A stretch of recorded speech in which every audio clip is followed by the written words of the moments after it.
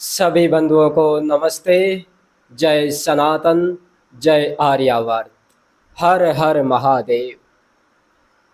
प्यारे बंधुओं, हर हर महादेव का नाम सुनते ही हमारे मस्तक पटल पर एक ऐसे विराट पुरुष की तस्वीर स्वतः ही प्रकटित हो जाती है, जिन्होंने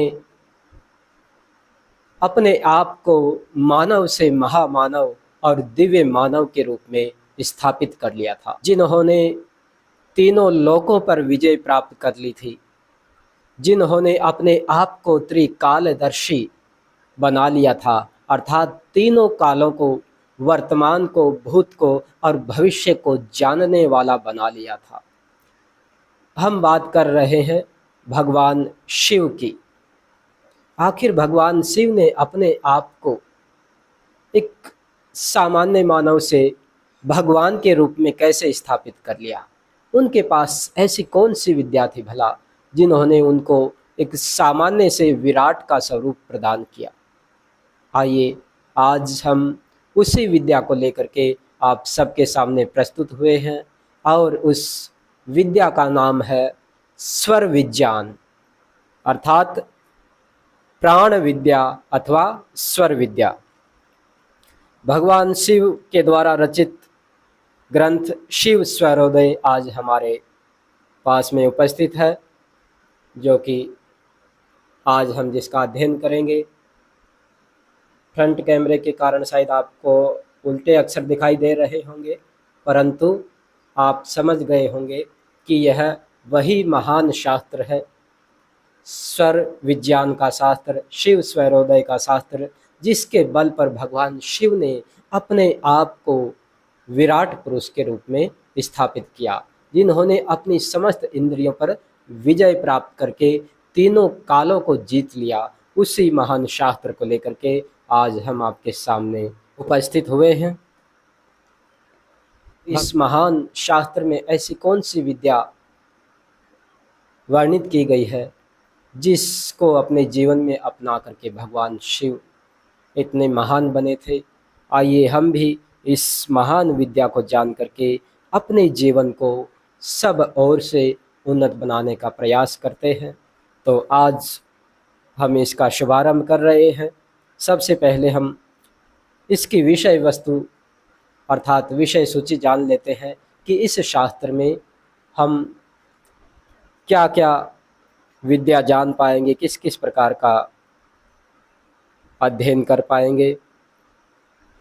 तो सबसे पहले आइए हम इस शास्त्र की विषय सूची के बारे में जानते हैं, क्योंकि जब तक विषय सूची के बारे में नहीं जानेंगे तब तक इस शास्त्र में किस किस विद्या का किस किस रूप में वर्णन किया है उसको हम नहीं जान पाएंगे। तो सबसे पहले आज हम इसकी विषय सूची जानते हैं, उसके पश्चात इसके एक एक बिंदु को, एक एक प्रकरण को हम विस्तार पूर्वक जानेंगे और उसको जान करके अपने जीवन में अपनाने का प्रयास करेंगे। विषय सूची। इस शिव स्वरोदय नाम के महान शास्त्र में सबसे पहले स्वर ज्ञान के बारे में बतलाया है। तो स्वर ज्ञान के बारे में मैं थोड़ा सा परिचय आपको दे देता हूँ। स्वर का अर्थ वैसे तो एक भाषा की दृष्टि से देखते हैं तो वो एक अलग होता है, ए आ ई उ ऊ ए ई आई ओ यू, वो सब एक भाषा की दृष्टि से अलग होता है, उसको भी स्वर कहते हैं। परंतु यहाँ पर जो स्वर के विषय में कहा है उसका अर्थ है प्राण, अर्थात हमारी नासिका में जो प्राण का आवागमन होता है उसको स्वर कहा जाता है। और इस स्वर से संबंधित विद्या को ही स्वर विद्या के नाम से अथवा प्राण विद्या के नाम से अथवा स्वर विज्ञान के नाम से जाना जाता है। इसका वर्णन सबसे पहले इस पुस्तक में किया है, उसके बारे में हम विस्तार से अध्ययन करेंगे। तत्पश्चात बतलाया है कि शिष्य का लक्षण, अर्थात इस महान स्वर विज्ञान को कौन प्राप्त करने में सक्षम है, किस शिष्य को इसे प्रदान करना चाहिए, इस विषय में उस योग्य शिष्य का गुण बतलाया गया है। कि ऐसे व्यक्ति को ही यह ज्ञान प्रदान करना चाहिए, अन्यथा वह व्यक्ति इस ज्ञान को प्राप्त करके इसका दुरुपयोग कर सकता है। तीसरा बिंदु बतलाया है स्वर की महिमा। पहले तो स्वर का स्वरूप बतलाया, उसके पश्चात अब तीसरे नंबर पर स्वर की महिमा। इस स्वर को जान करके, इस स्वर विद्या को, इस प्राण विद्या को जान करके हम अपने जीवन में क्या परिवर्तन ला सकते हैं, अपने जीवन में किस प्रकार से हम अपने भाग्योदय को, अपने भाग्य को उदित कर सकते हैं, इस विषय में बतलाया गया है। अर्थात स्वर की हमारे जीवन में कितनी बड़ी महिमा है। इस स्वर विद्या को जान करके भगवान शिव ने अपने आप को किस प्रकार से महान बनाया था, उसके बारे में वर्णन है। तत्पश्चात नाड़ी विज्ञान के बारे में बतलाया है। नाड़ी विज्ञान भी ठीक इसी से जुड़ा होता है। हमारे शरीर में 72,000 नस नाड़ियाँ होती हैं। बहुत से शास्त्रों में 72,000 बताया है, कुछ शास्त्रों में कुछ अलग भी बतलाया है, परंतु इस शास्त्र में 72,000 नाड़ियाँ हमारे शरीर में बतलाई हैं। तो उन 72,000 नाड़ियों का, उनमें से कितनी नाड़ियाँ अधिक महत्वपूर्ण हैं, और उनमें से भी 3 नाड़ियाँ जो सबसे अधिक महत्वपूर्ण हैं उनको कहा जाता है, जैसे हमारा दायां स्वर है, इसको सूर्य नाड़ी कहा जाता है अथवा इसको पिंगला नाड़ी कहा जाता है। हमारा बायां स्वर है, इसको ईड़ा नाड़ी अथवा चंद्र नाड़ी कहा जाता है। और दोनों स्वर सूर्य और चंद्र जहाँ पर मिलते हैं उसको सुषुम्ना नाड़ी के नाम से जाना जाता है। तो 72,000 नाड़ियों में 10 नाड़ियाँ मुख्य हैं, और 10 में से भी ये 3 नाड़ियाँ सबसे अधिक मुख्य है, प्रमुख है। तो इन 3 का भी हमारे जीवन में क्या महत्व है, इन तीनों में कब किस समय कौन सा श्वास चलना चाहिए, इसके बारे में बतलाया गया है। उसके पश्चात नाड़ियों का स्थान बतलाया गया है, यानी कि जो 72,000 नाड़ियाँ हैं उन नाड़ियों का हमारे शरीर में कहाँ कहाँ पर स्थान है, कहाँ कहाँ पर वो नाड़ियाँ विद्यमान रहती हैं और वो क्या क्या कार्य करती हैं, उनका हमारे जीवन में क्या योगदान है। तत्पश्चात स्वर साधना के बारे में बतलाया है। जैसे कि हमारा स्वर है, दायां स्वर अथवा बायां स्वर, तो किस समय कौन सा स्वर चलना चाहिए जिससे कि हम शुभ कार्य को कर सकते हैं, अर्थात हमारा कार्य शुभ और सफल हो सकता है, और किस समय हमारा वो स्वर न चलने से वह कार्य असफल हो सकता है। इस बारे में बतलाया गया है कि यदि विपरीत स्वर चल रहा हो तो उस समय हम अपने स्वर को कैसे बदल सकते हैं, कैसे उसको साध सकते हैं, कैसे उसको अनुकूल बना सकते हैं, इसके बारे में स्वर साधना बतलाई गई है। तत्पश्चात दिन के अनुसार शुभ अशुभ नाड़ियों का वर्णन। दिन के अंदर जो 24 घंटे होते हैं, 24 में से मान लो कि 12 घंटे रात को होते हैं, 12 घंटे दिन को होते हैं। तो रात को तो प्राय हम सोते हैं, लेकिन कभी विशेष कार्य, कोई विशेष घड़ी मुहूर्त हो तो रात को जाग करके भी हमें वह कार्य कर सकते हैं, परंतु विशेष रूप से हम दिन में ही अधिकांश कार्य करते हैं। तो दिन के अनुसार शुभ और अशुभ नाड़ियों का वर्णन बतलाया गया है कि किस समय, जैसे सूर्य नाड़ी चलते समय कौन कौन सा कार्य करने से वह शुभ होता है, सफल होता है, और चंद्र नाड़ी के चलते समय किस कार्य को करने से वह शुभ और सफल होता है, इसके बारे में बतलाया है। तत्पश्चात पंच तत्वों का विज्ञान। हमारे स्वर के साथ साथ में हमारे शरीर में जो पंच तत्व होते हैं, पृथ्वी, जल, वायु, अग्नि और आकाश, ये 5 तत्व हमारे शरीर में विद्यमान होते हैं। तो इन 5 तत्वों का हमारे स्वर के साथ क्या संबंध है, वो स्वर के साथ मिलने से हमारे स्वर में क्या परिवर्तन आ जाता है, हमारे कार्यों में क्या परिवर्तन आ जाता है, कार्यों के परिणाम में क्या परिवर्तन आ जाता है, उस बारे में बतलाया गया है। तत्पश्चात दिन और रात के अनुसार राशि चक्र का वर्णन किया गया है। दिन में और रात में राशियों का क्या प्रभाव हमारे जीवन पर रहता है, उसके बारे में बतलाया गया है। स्वर के अनुसार यात्रा निर्देश। अब बतलाया है कि कौन सा स्वर चल रहा हो तब हमको यात्रा करनी चाहिए। देखो, हमारा वैदिक साइंस, वैदिक विज्ञान कितना गहरा है, कितना उन्नत है। यात्रा के समय भी हमारे स्वर का कितना महत्व होता है, इस इतने सूक्ष्म विज्ञान को हमारे शास्त्रों में हमारे महर्षियों ने, हमारे महापुरुषों ने वर्णित किया है। तो जैसे दूर की यात्रा करनी हो तो उस समय हमारा कौन सा स्वर चलना चाहिए जिससे कि हमारी यात्रा सफल हो पाएगी। यदि नज़दीक की यात्रा करनी हो तो उस समय हमारा कौन सा स्वर चलना चाहिए जिससे कि हमारी यात्रा सफल होगी। इसी प्रकार से जैसे हमको दक्षिण दिशा में यात्रा करनी हो, उत्तर में करनी हो, पूर्व में करनी हो, पश्चिम में यात्रा करनी हो तो उस समय हमारा कौन सा स्वर चलना चाहिए, इसके बारे में भी इस शास्त्र में बतलाया गया है।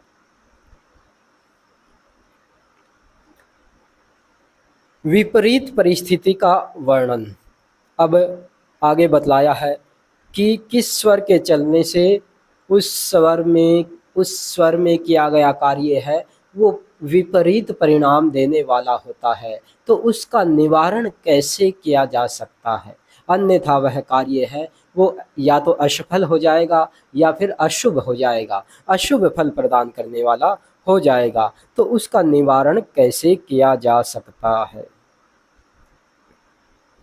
उसके पश्चात ईड़ा नाड़ी के प्रभाव काल में शुभ कार्य बतलाया है कि हमारी जो ईड़ा नाड़ी है, ईड़ा नाड़ी मैंने बतलाया अभी, जो हमारी चंद्र नाड़ी है, अर्थात हमारा जो लेफ्ट नोस्ट्रल है, बायां स्वर है, उसको ईड़ा नाड़ी अथवा चंद्र नाड़ी अथवा चंद्र स्वर कहा जाता है।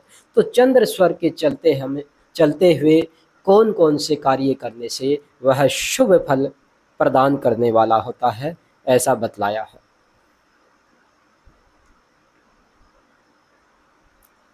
उसके पश्चात पिंगला नाड़ी के समय कौन कौन से कार्य करने चाहिए उसके बारे में बतलाया है। तत्पश्चात सुषुम्ना नाड़ी, जो दोनों नाड़ियों का संगम है, उसके चलते हुए हमको कौन कौन से कार्य करने चाहिए और कौन कौन से कार्य नहीं करने चाहिए। यदि सुषुम्ना नाड़ी के समय हम कोई भी सांसारिक कार्य करेंगे तो वो विष के समान घातक प्रभाव वाले हो सकते हैं। उसके बारे में भी आगे वर्णन किया गया है, उसके बारे में भी हम अध्ययन करेंगे कि कौन कौन से कार्य सुषुम्ना नाड़ी के चलते समय नहीं करने चाहिए। तत्पश्चात बतलाया गया है क्षणमुखी मुद्रा का वर्णन। क्षणमुखी मुद्रा, ये अलग अलग प्रकार की मुद्राएं होती हैं, योग की मुद्राएं। तो क्षणमुखी मुद्रा क्या है, उसका स्वरूप क्या है और उसके माध्यम से हम अपने स्वरों पर किस प्रकार से विजय प्राप्त कर सकते हैं, उसका वर्णन भी इस शास्त्र में बतलाया गया है। तत्पश्चात तत्वों का स्थान। तत्व जैसे मैंने बतलाया कि हमारे शरीर में 5 तत्व होते हैं, पृथ्वी जल वायु अग्नि आकाश। तो वो 5 तत्व हमारे शरीर के किस किस अंग में विद्यमान रहते हैं, प्रमुख रूप से उनका स्थान बतलाया गया है। उसके पश्चात उन तत्वों का स्वाद बतलाया गया है। अब आप कहोगे कि उसका क्या स्वाद हो सकता है, ये तो शरीर के अंदर सूक्ष्मता की दृष्टि से होते हैं, परंतु जब हम इन तत्वों की पहचान करेंगे तो हमको इनका स्वाद भी देखना होगा, इनकी गति भी देखनी होगी, इनका तापमान भी देखना होगा। तभी हम पहचान पाएंगे कि किस स्वर के साथ कौन सा तत्व प्रवाहित हो रहा है। जो तत्व प्रवाहित हो रहा है उसके अनुसार उस समय किए गए कार्य का क्या परिणाम रहेगा, वो कार्य सफल हो पाएगा अथवा नहीं हो पाएगा। इस प्रकार से उस तत्व का स्वाद देखने से पता चल जाएगा कि अब सूर्य स्वर के साथ पृथ्वी तत्व प्रवाहित हो रहा है, अब सूर्य स्वर के साथ जल तत्व प्रवाहित हो रहा है, अथवा चंद्र स्वर के साथ में अग्नि तत्व या वायु तत्व प्रवाहित हो रहा है। तो इस प्रकार से हम उसके स्वाद से पता लगा सकते हैं। तत्पश्चात गति के बारे में बतलाया है, उस तत्व की गति क्या है।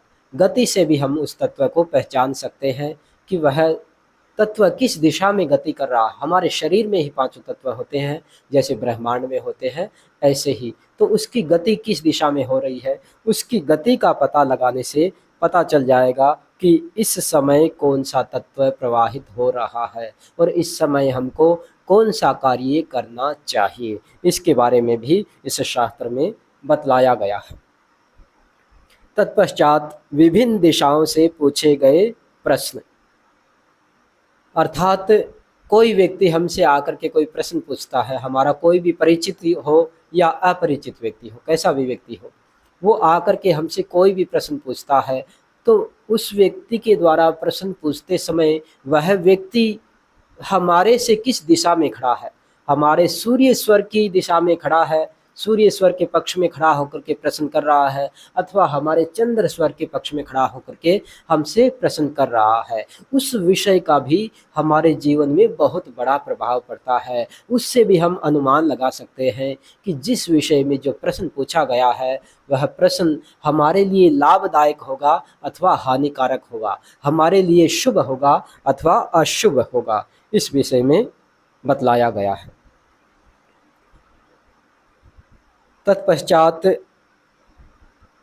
लाभ से संबद्ध प्रश्न, यानी कि जब किसी भी व्यक्ति के द्वारा हमसे कोई प्रश्न किया जाता है तो उस व्यक्ति की परिस्थिति को देखने से ही हम कैसे पता लगा सकते हैं कि उसके द्वारा पूछे गए प्रश्न से हमको भविष्य में किस प्रकार का लाभ होगा और किस प्रकार से हानि हो सकती है। उसके द्वारा पूछा गया प्रश्न है वो शुभ है अथवा अशुभ है, इसका भी हम इस शास्त्र के माध्यम से पता लगा सकते हैं। तत्पश्चात ग्रह, नक्षत्र और तत्व, यानी कि जिस व्यक्ति का जिस ग्रह नक्षत्र में जन्म हुआ है उसका पंच तत्वों से क्या संबंध है, इस विषय में भी इस शास्त्र में वर्णन किया गया है।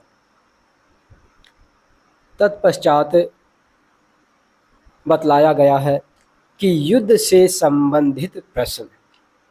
अब युद्ध से संबंधित प्रश्न भी इसमें इसलिए बतलाए गए हैं कि प्राचीन काल में राजाओं का युग होता था, तो राजाओं के युग में, राजाओं के समय में युद्ध प्राय होते रहा करते थे। तो ऐसे समय राजा लोग अपने अपने दूत नियुक्त करके रखते थे अलग अलग दिशाओं में कि भाई किस दिशा में किस सीमा पर कौन शत्रु हमारे ऊपर आक्रमण करने की तैयारी तो नहीं कर रहा है। तो ऐसे में फिर वो दूत राजा को आकर के सूचना देते थे कि फलां दिशा में शत्रु है, वो हमारे ऊपर आक्रमण करने की तैयारी कर रहा है। तो उस दूत के द्वारा भी वो किस दिशा में आकर के हमसे वो सूचना दे रहा है, संदेश दे रहा है, उसके दिशा में स्थित होने से ही पता लग सकता था कि शत्रु हमारे ऊपर विजय प्राप्त करेगा अथवा शत्रु की हार होगी। इस विषय में भी कैसे हम जान सकते हैं, जो कि इस शास्त्र में आगे बतलाया गया है। तत्पश्चात गर्भावस्था के विषय में भी इस शास्त्र में बतलाया गया है। इसमें बतलाया गया है कि किस प्रकार से किस स्वर के चलते हुए स्त्री के गर्भ से बालक का जन्म होता है और किस स्वर के चलते हुए स्त्री के गर्भ से बालिका का जन्म होता है। इसका भी हमारे स्वरों से, हमारे नाड़ी तंत्र से ही निर्धारण होता है। तो इस विषय में भी हम आगे स्वाध्याय करेंगे।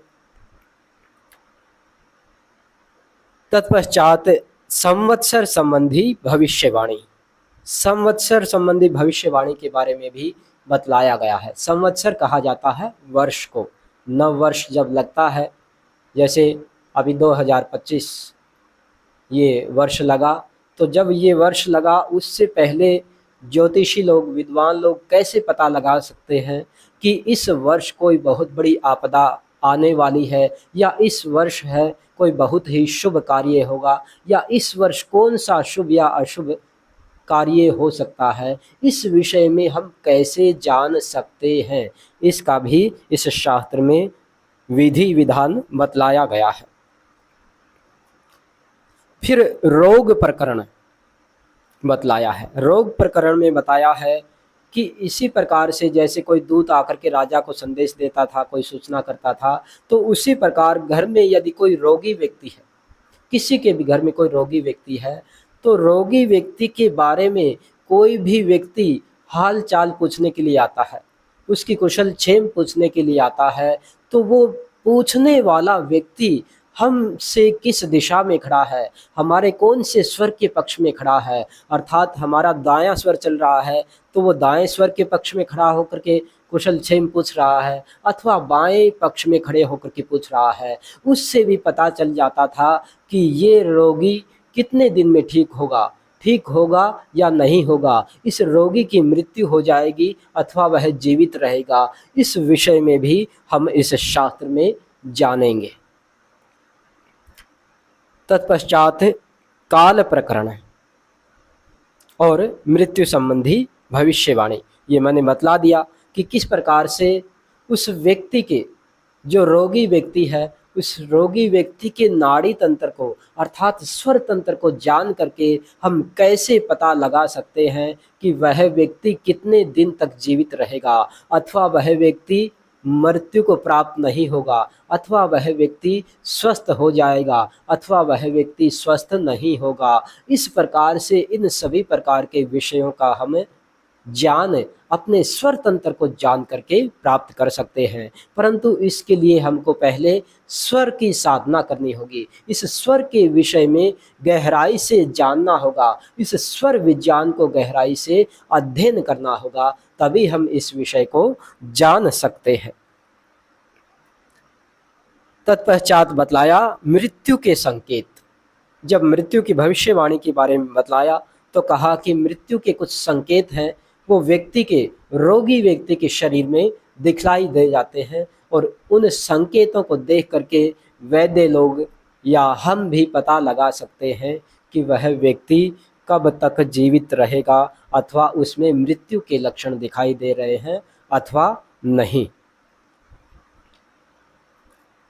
उसके पश्चात छायोपासना, छाया उपासना विधि के बारे में बतलाया है। ये योगियों के लिए एक साधना विधि होती है। योगी पुरुष अपनी छाया को देख करके उसमें ध्यान लगाते हैं, और किस प्रकार से उसमें कैसे ध्यान लगाना होता है उस विषय में भी हम आगे चल करके इस शास्त्र में अध्ययन करेंगे। तत्पश्चात समाधि का वर्गीकरण, समाधि किस प्रकार से हम ध्यान समाधि का अभ्यास कर सकते हैं, और उस समाधि की अवस्था को प्राप्त करके हम किस प्रकार से स्वर ज्ञान को अपने जीवन में अपना सकते हैं, स्वर ज्ञान की महिमा के द्वारा अपने जीवन को बदल सकते हैं, इस विषय में भी इस शास्त्र में वर्णन किया गया है। तत्पश्चात आगे बतलाया है स्वर की पहचान कैसे करें। जब तक हमको स्वर की पहचान नहीं होगी तब तक तो हम ये किसी भी प्रकार के कार्य कर ही नहीं सकते, और न ही इनके परिणाम को समझ सकते। तो स्वर की पहचान कैसे करें, कैसे पता चलेगा कि हमारा सूर्य स्वर चल रहा है, अथवा चंद्र स्वर चल रहा है, अथवा सुषुम्ना नाड़ी चल रही है, अथवा किस समय कौन सा स्वर चलना चाहिए, कौन सा स्वर नहीं चलना चाहिए, इस विषय में भी इस शास्त्र में बतलाया गया है। तो इन अनेकों गहन और गूढ़ विषयों के बारे में इस शास्त्र में बहुत ही सूक्ष्मता के साथ वर्णन किया गया है, और ये प्रत्येक विषय हैं वो प्रत्येक व्यक्ति को बहुत ही सूक्ष्मता से प्रभावित करने वाले होते हैं। इसलिए हमको इस पूरे शास्त्र का अध्ययन करना, इस पूरे शास्त्र की गहराई को जानना और जान करके उसको अपने जीवन में अपनाना अत्यंत आवश्यक है। अतः हम इस शास्त्र का विस्तार पूर्वक कल से अध्ययन करेंगे, जिससे कि हम सबके जीवन में भी शुभ का और पवित्रता का आधान हो सके। तो आज यहीं पर विराम लेते हैं, कल इसका आगे से स्वाध्याय प्रारंभ करेंगे। तब तक के लिए सभी को ओम।